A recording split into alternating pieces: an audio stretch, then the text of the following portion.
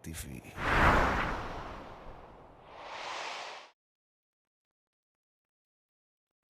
أعوذ بالله من الشيطان الرجيم. Bismillahirrahmanirrahim. Assalamualaikum warahmatullahi wabarakatuh. Alhamdulillahirrahmanirrahim. Alladzi abana bil iman wal yakin. Wassalatu wassalamu ala asrofil anbiya wal mursalin wa ala alihi washabihi ajma'in.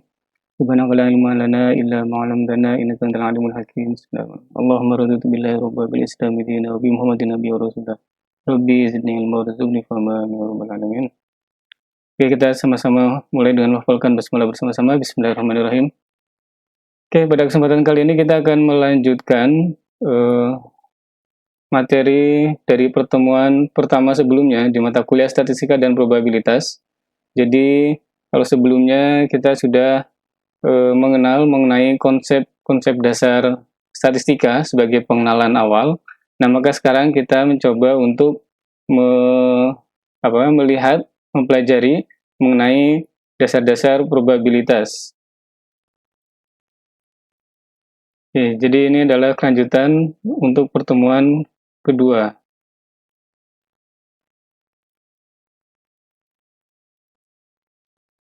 Diharapkan setelah melewati pertemuan kedua atau melihat video pembelajaran ini, maka dapat menjelaskan konsep dasar mengenai probabilitas.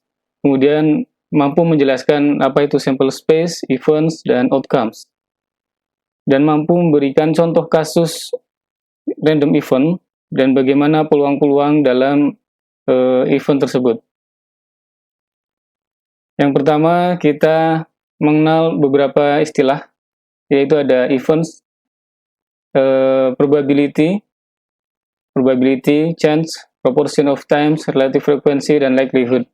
Jadi, probability itu sebagaimana kita secara intuitif sering mendengar dalam keseharian kita, kemungkinan berapa persentase peluangnya, jadi ada chance, kemudian ada proportion of times, jadi perbandingan waktu, perbandingan kemungkinan kemunculan atau kejadian dari suatu kejadian tertentu terhadap kemungkinan-kemungkinan yang lain. Kemudian istilah relatif frekuensi atau kemunculan yang sifatnya relatif atau kemungkinan, yaitu di dalam dunia nyata kita sering untuk melihat, mendengar, dan menggunakan istilah-istilah tersebut. Contoh yang sering digunakan yaitu pada misal kita melemparkan koin gitu ya. Jadi koin ini fair coin, maksudnya adalah koin yang memang dari sisi bentuknya, bahannya, kemudian komposisinya itu memang biasa, tidak ada karakteristik yang menyebabkan nanti koin itu akan cenderung muncul di satu sisi saja. Misalkan koin yang bagian atasnya itu terbuat dari bahan yang ringan, tapi di bagian yang satu itu dari bahan yang berat. Sehingga ketika kita melemparkan atau ketika kita memutar atau kita mencoba mengolah koin itu, kecenderungannya akan muncul satu sisi. Nah, kalau seperti itu berarti koinnya ini bukan koin yang fair, bukan koin yang adil atau koin yang proporsional gitu.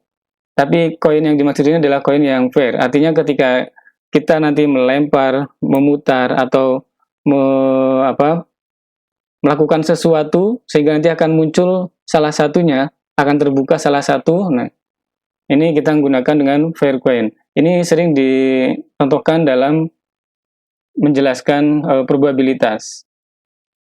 Nah, jadi contoh fair coin ini nanti apabila kita melemparkan koin akan muncul salah satu dari sisinya. Misalkan ini ada koin bagian depan, apakah itu muncul angka, atau bagian belakang muncul burung Garuda.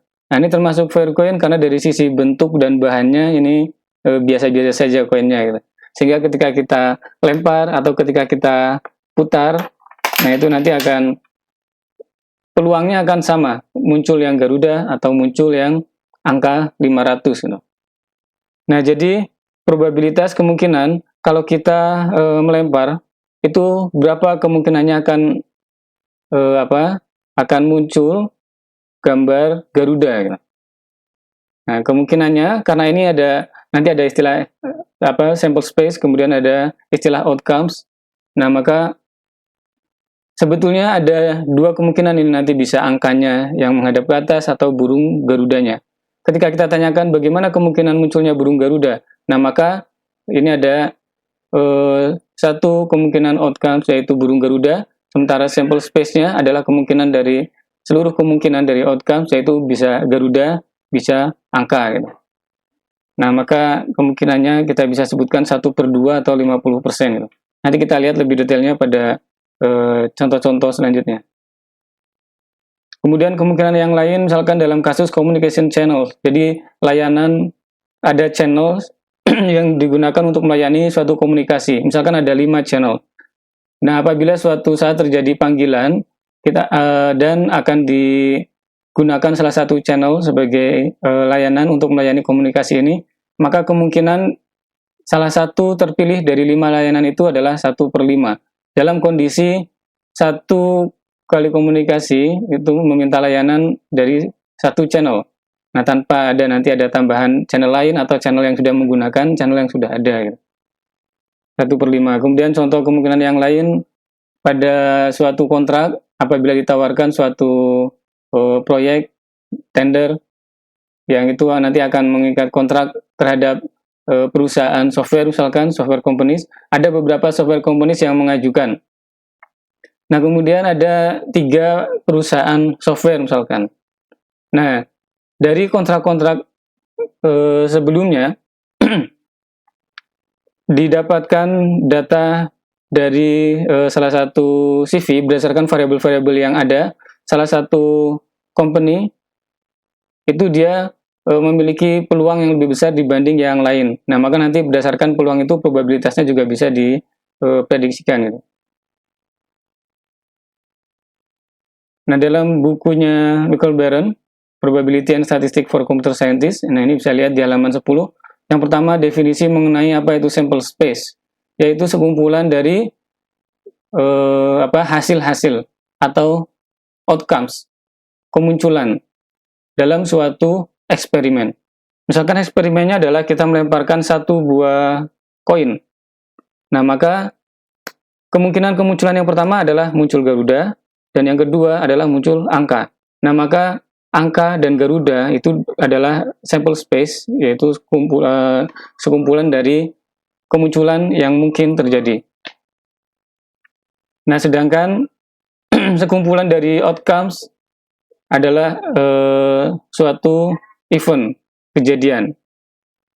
Nah, sehingga event atau kejadian itu adalah subset dari sample space. Misalkan ketika kita melemparkan sekali lemparan, maka dia kemungkinannya akan muncul salah satu dari apakah itu angka atau Garuda. Di mana angka dan Garuda ini adalah bagian dari sample space tadi, angka dan Garuda. Ini contoh satu. Nanti apabila kita menggunakan 2 koin, nah maka nanti sample space-nya akan ada kombinasi apakah itu angka-angka, angka Garuda, Garuda angka, dan Garuda-Garuda. Nah, pada sekali kita melemparkan koin, maka salah satunya kemungkinannya adalah Garuda-Garuda atau Garuda angka atau angka-angka. Nah, tidak mungkin kemunculannya di luar dari sample space yang sudah didefinisikan. Probability dari random events adalah dari suatu events yang itu dilakukan secara acak. Artinya kita melempar koin, kita melempar dadu, kemudian kita mengambil kartu dari tumpukan kartu, itu adalah kejadian-kejadian acak, aktivitas acak yang nanti hasilnya tidak menentu. Berbeda halnya apabila aktivitasnya itu misalkan melempar bola bowling, yang itu memang diarahkan untuk mengenai bola, jadi itu tidak lagi acak ya, tetapi memang sudah diarahkan untuk mengenai bola. Gitu. Probability space, okay. Antara kemungkinan secara keseluruhan dari space yang dilakukan, kejadian yang dilemparkan. Nah, kemudian ada possible outcomes, kemungkinan keluarnya. Ya. Nah, kemudian pada dice atau dadu. Contoh kita melemparkan beberapa dadu, bisa 2 atau 3 dadu. Nah, berapa kemungkinan munculnya sepasang dadu yang sama? Ini contohnya adalah 2 dadu, kita lemparkan, berapa kemungkinan dadu itu menunjukkan angka yang sama? Jadi dadu memiliki 6 sisi, dadu yang 6 sisi, 1, 2, 3, 4, 5, 6. Nah, kemudian kedua-duanya sama-sama dadu dengan 6 sisi, dengan angka 1 sampai 6. Nah, sekali kita melemparkan 2 buah dadu tersebut, berapa kemungkinan munculnya angka yang sama, yaitu 1 dan 1. Dadu pertama muncul angka 1, dadu 2 muncul angka 1 juga.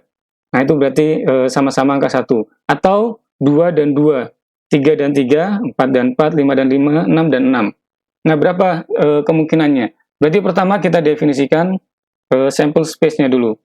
Sampel space dari 2 dadu itu dilemparkan, kemungkinannya bisa 1, 1, 1, 2, 1, 3, 1, 4, 1, 5, 1, 6, 2, 1, 2, 2, 2, 3, 2, 4, 2, 5, 2, 6, 3, 1, dan seterusnya akan ada 6 kali 6 kemungkinan, atau 36. Akan ada 36 kemungkinan kemunculan, kejadian, dari 2 dadu yang dilemparkan itu.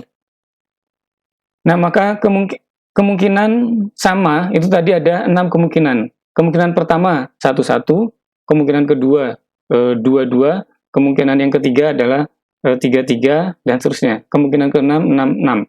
Nah, jadi ada 6 kemungkinan kemunculan, outcomes, dan ada 36 space, alternatif dari segala kemungkinan.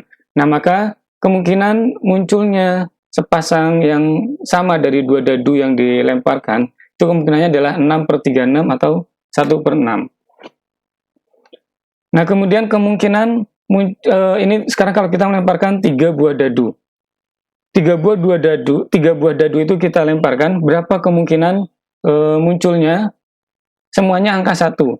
Dadu pertama angka 1, dadu kedua angka 1, dadu ketiga juga angka 1 juga. Nah, kemungkinannya 1, 1, 1 itu probability outcomes-nya adalah 1. Kemungkinan kemunculan untuk kemunculan 1, 1, 1 itu. Jadi tidak ada 1, 1, 1 yang lain. Kalau misalkan 2, 1, 1 itu kan bisa dari dadu 1 angka 2, dadu 2 angka 1, dadu 3 angka 1. Ini kemungkinan pertama. Kemungkinan keduanya dadu satunya 1, dadu 2, 2, dadu ketiga 1, 1, 2, 1. Atau dadu pertama 1, dadu kedua 1, dadu ketiga, dadu pertama 1, dadu kedua 1, dadu ketiga 2, 1, 1, 2. Nah, jadi ada 3 kemungkinan untuk kemunculan 2 angka 1 dan 1 angka 2. Ya, jadi nanti akan ada 3 probability outcomes ya. Nah, tapi untuk semuanya angka 1 itu kemungkinannya 1. Nah, sementara secara keseluruhan kombinasi dari 3 dadu itu kemunculannya adalah ada 216. Sehingga kemungkinan probabilitas semua dadu itu menunjukkan angka 1 adalah 1/216. Contoh yang lainnya adalah dalam sebuah kartu. Kartu yang biasa digunakan. Jadi dalam hal ini kita mengabaikan joker ya. Bagi yang belum pernah bersentuhan dengan kartu, istilah joker nih, nanti silakan bisa dicari ya tersendiri. Jadi tanpa joker nanti kita memiliki 2 warna, ada hitam merah biasanya seperti itu. Kemudian ada 4 lambang, waru, wajib, keriting, dan hati. Di mana keriting itu hitam, kemudian waru itu hitam, wajik merah, hati merah. Kemudian masing-masing waru ada 13 tipe, 13. Jadi dari ada as, kemudian ada angka dari 2 sampai 10, ada J, Q, K, J, Queen, King. Nah, sehingga totalnya itu ada 52 kartu. Dalam kartu tersebut, apabila itu kita acak, kita random, kita kocok, nah kemudian kita mengambil satu kartu. Berapa kemungkinan yang terambil itu adalah kartu J atau Jack gitu. Nah, maka probabilitasnya adalah, berarti pertama kita definisikan, kita tentukan dulu berapa space-nya, berapa kemungkinan yang bisa terjadi kombinasi dari kartu itu gitu. Karena ada 52 kartu, maka berarti kemungkinannya adalah ada 52 kemungkinan gitu. Karena setiap kartu tersebut berbeda. Nah, kemudian J, berapa probabilitas atau probability outcomes untuk terambilnya kartu J. Jadi diketahui tadi di dalam 52 kartu ada 4 J. J waru, J wajik, J keriting, J hati. Nah, maka kemungkinannya adalah 4/52. Atau bisa disederhanakan 1/13. Ini kemungkinan terambilnya kartu J di antara tumpuk kartu yang terdiri dari 52 kartu. Selanjutnya, kalau ditanyakan berapa probabilitas terambil kartu waru. Nah, jadi tadi yang J-nya sudah kita kembalikan lagi, ada 52 kartu lagi, 52 kartu itu kita acak lagi, kemudian kita ambil satu. Berapa probabilitas terambil kartu waru? Nah, kita lihat, tadi space-nya masih sama 52, karena kartu yang sebelumnya dikembalikan lagi ya. Asumsinya ini kartu 52 kartu lagi. Nah, kemudian waru, ada berapa kartu waru? Nah, kartu waru ada 13, jadi probability outcome-nya adalah 13, sementara space-nya adalah 52, probability space-nya. Sehingga probabilitas terambilnya kartu waru adalah 13/52, atau 1/4. Nah, selanjutnya apabila ditanyakan berapa probabilitas terambil kartu J wajik. Jadi kalau tadi yang pertama itu adalah J saja secara keseluruhan. Nah, sementara sekarang ini adalah J yang wajik. Jadi tadi J itu ada 4. Ada J waru, ada J wajik, ada J keriting, dan ada J hati. Nah, untuk yang kasus ini, kita akan menganalisa berapa probabilitas kemungkinan terambilnya kartu J wajik. Nah, kita ketahui bahwa kartu J wajik hanya ada satu. Berarti probability outcome-nya adalah 1, sementara space-nya adalah 52. Maka kemungkinannya 1/52.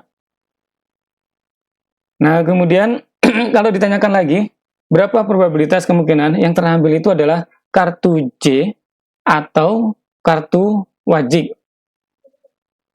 Kartu J atau kartu wajik. Nah, kita ketahui kartu J itu ada 4 dan kartu wajik itu ada 13. Tetapi, nah ini kemungkinannya nanti tidak muncul 17. 4 ditambah 13. Kenapa? Karena ada satu J yang itu adalah wajik. Jadi ada irisan antara J dan wajik. Jadi dari 4J dan 13 wajik tadi, itu ada irisan di mana ada satu J wajik. Sehingga untuk menghitungnya adalah probabilitas J ditambah probabilitas wajik dan dikurangi probabilitas J wajik. Nah, sehingga probabilitas J adalah 4, probabilitas wajik adalah 13, dikurangi probabilitas J wajik ada 1 yang beririsan. Nah, sehingga tadi 4/52 ditambah 13/52 dikurangi 1/52, yaitu 16/52. Oke, itu tadi pengenalan dasar mengenai probabilitas ya. Jadi ini sifatnya mereview, mengulang, karena ini masih dasar yang bisa jadi sudah dipelajari sebetulnya di jenjang pendidikan sebelumnya ya. Dan ini masih relatif mudah. Mengenai probabilitas, kemudian ada istilah sample space, events, outcomes. Nah, kemudian tadi contoh-contoh kasusnya adalah pada dadu, pada koin, pada kartu. Kita juga bisa menggunakan kasus-kasus lain yang sifatnya itu adalah random event. Oke. Itu untuk dasar probabilitas pertemuan kedua. Nah, silakan dipahami tadi outlines-nya, kisi-kisinya, kemudian istilah-istilah yang tadi sudah mulai dikenalkan. Apabila ada yang perlu ditanyakan, nah silakan dituliskan di komentar di Google Classroom ataupun di Learning untuk nanti kita sama-sama diskusikan. Baik, demikian untuk pertemuan kali ini. Terima kasih. Subhanakallahumma wa bihamdika asyhadu an la ilaha illa anta astaghfiruka wa atubu ilaik. Assalamualaikum warahmatullahi wabarakatuh.